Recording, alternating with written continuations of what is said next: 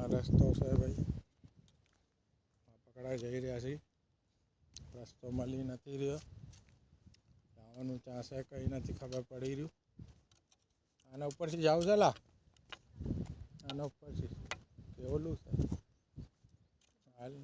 ચપલે હાલી ગયા છે તબ તક તો હાલ, નકે ઉપર જો બાવરા ઉગ્યા છે ઉપર.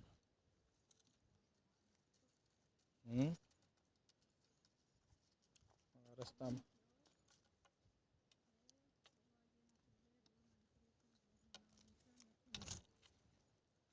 6 વાગ્યાના પહેલાં 6 વાગ્યાના પહેલાં હું રોડમાં નીકાળી દઈશ તને. એટલે નારું ભાઈ કહી રહ્યા હતા 2 કિલોમીટર છે ભાઈ, અમે તારે 6 કિલોમીટર હાલ લીધું છે, લેકિન રોડ નથી હજી આવ્યો, ખબર નથી પડી રહી. નારું ભાઈ અમને ફસાવી દીધા. જો તો ઉપર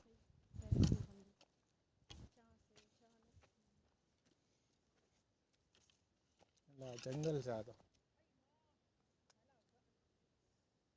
જંગલ છે આ તો. યાદ રે